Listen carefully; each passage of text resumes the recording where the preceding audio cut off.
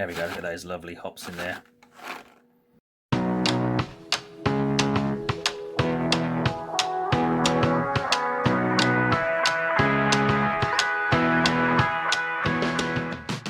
Hello brewers, welcome back to another video. Today we're going to do a bit of dry hopping in the kegmenter. Now, I keep calling it a kegmenter, but I assume that everyone knows what I mean by a kegmenter. It's a 19-litre corny keg that I ferment in, and I assume that was a well-known term, but a few people have asked me what the hell's a kegmenter. So we've got an American IPA in here.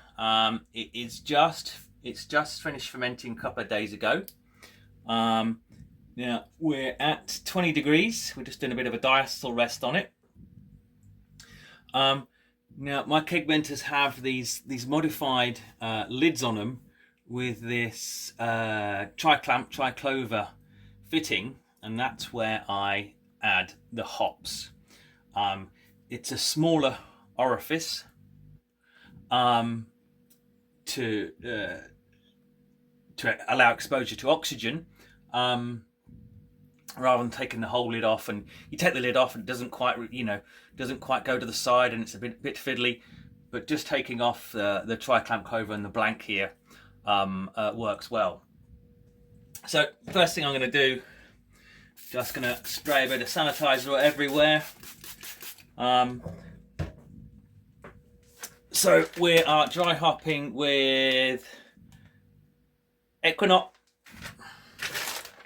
and Mosaic, and I'll show you the process.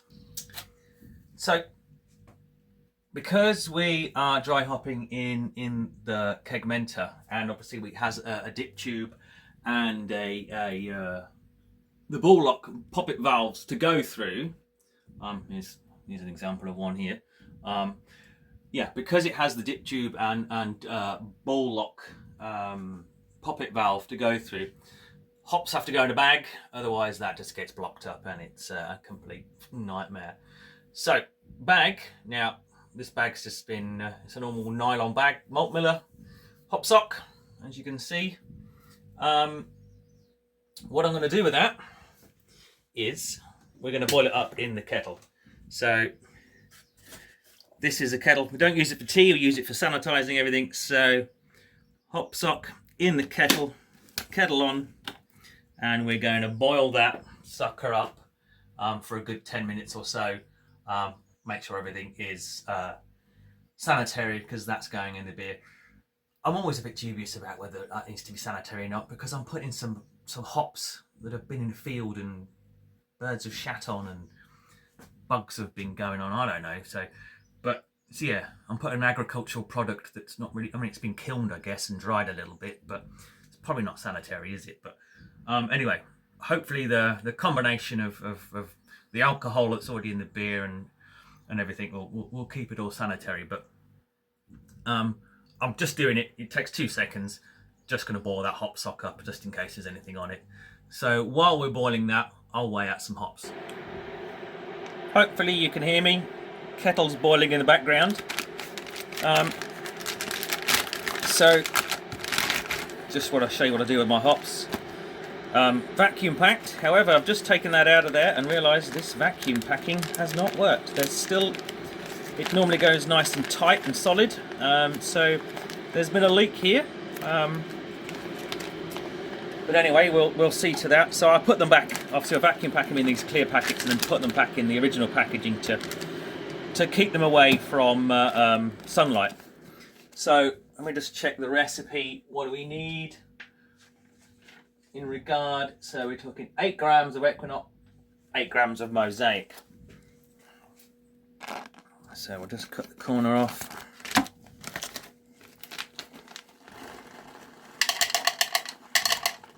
Measure out the 8 grams into a clean cup. 8.28, rather than start messing around and taking out, contaminating everything. 8.28 is good enough for me. This is a brand new packet of Mosaic, so we're opening from the top, and I'll I'll vacuum pack these once we're done. So tear that.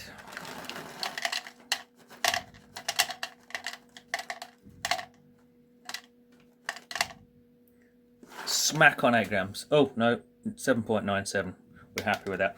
Now, one thing I forgot to do is give these a good smell before I started using them. Always check your ingredients. As someone commented on one of my videos earlier today, and I think they were quoting Gordon Ramsay, taste, taste, taste. I'm not going to taste one of these, but I am going to smell it. Just checking all the ingredients and all throughout the whole process, making sure that everything is good. And if you can see, and let's see if I can put the, there we go, look at those lovely hops in there. Now they're frozen, so I'm not really getting much of a smell out of them because I freeze them. So I guess once they warm up, we'll get a bit of a smell. But I'll vacuum pack them once I get back down to the house.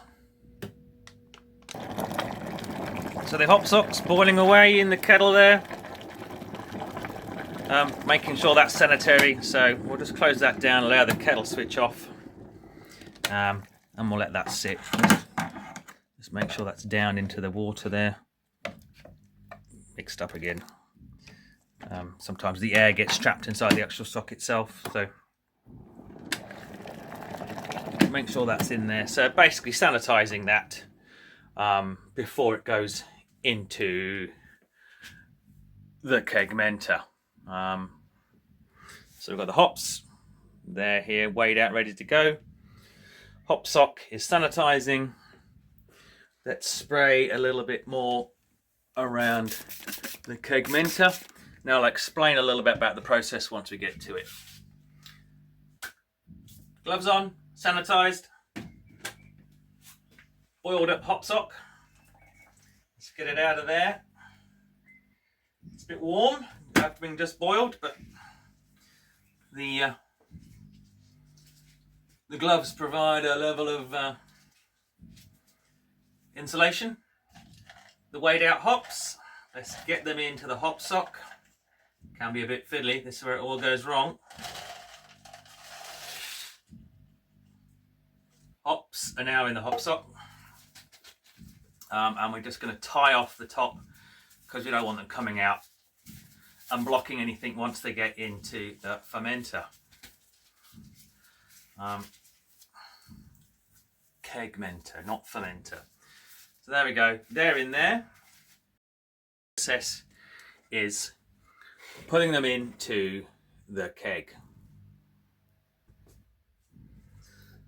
Okay, so we're going to be going into the kegmenter.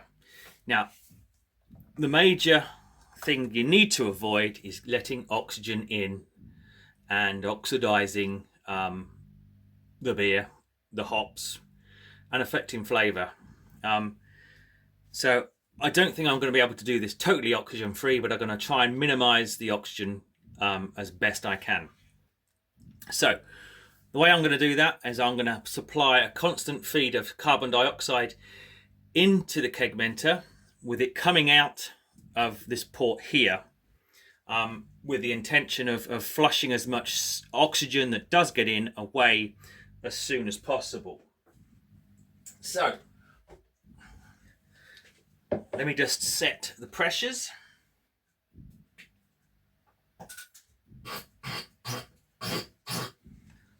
Okay, so ball lock on. We can hear it flowing already. We'll let it out of the PRV for start, and I'll just adjust the pressure. So we've got a flow. You can hopefully hear that. Smells glorious in here. So now keep the PRV open. That's the important thing. We don't want the pressure to come out of this part. Okay, so we're taking off the tri-clamp and the blank, putting them into some sanitizer. Close the PRV. Now the CO2 is purging out of the top. So now what we need to do is get the hop sock in. So I start to feed the hop sock in, clean and sanitize the gloves. Hop sock and hops all going at once, reasonably slowly, so that CO2 is purging the whole time to hopefully avoid getting any oxygen in there. So they've now gone in. Let's put the blank on, and you can see that popping out of there. Just going to let that do that for a while to flush out any any oxygen that's in this area. It's quite fun to watch as well. It's jumping up and down there. So I'm going to reopen the PRV. So it's flowing out of that now.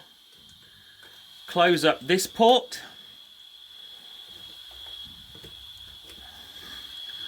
Lock that back down. Hope you can still hear that coming out of that PRV. And I'm going to let that run out of that PRV for a good few, I should say maybe 30 seconds or so. And then once it's gone through the PRV, once it's flowed for about 30 seconds, I'm hoping that any oxygen that's got in there will be evacuated out. Let's just burst it for a couple of times.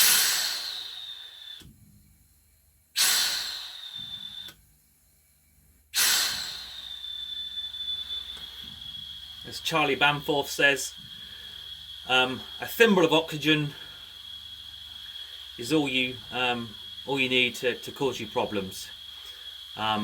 So I just purge that as much as I can to get that oxygen out.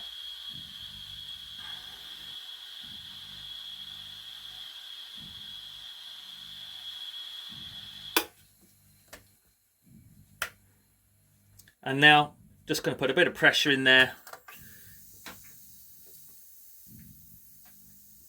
to hopefully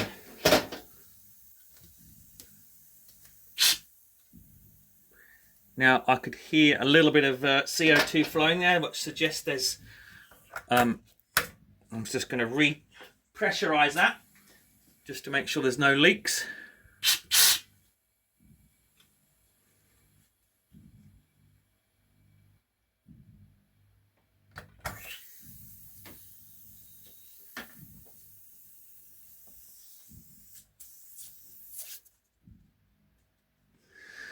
There was an actual leak coming from the poppet valve. I'm just going to apply a bit more pressure, hopefully to seal that up with pressure. But I will be taking a look at that, looking at the state of the seal in that valve. So I don't know if you can see. Yeah, you can hear the pressure down when I push down on there, but it was just off to the side a little bit, so it hadn't seated very well, and CO2 was coming out. Yeah, I've got pressure in there now, so I'm happy with that, but it's something I need to keep an eye on. But this is sealed, dry hops are in, temperature's dropped a little bit because they were frozen.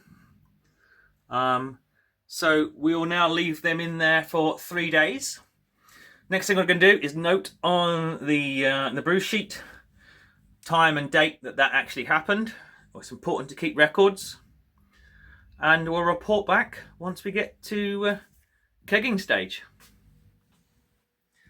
Thanks for watching the video today, guys. Do us a favour. Subscribe. That's that little icon in the corner here that's always there. Give us a thumbs up. Give us a like. And leave us a comment. That tells YouTube that you like this crap and it allows us to grow the channel. So stick together, brewers. Subscribe, like, comment. Cheers, guys.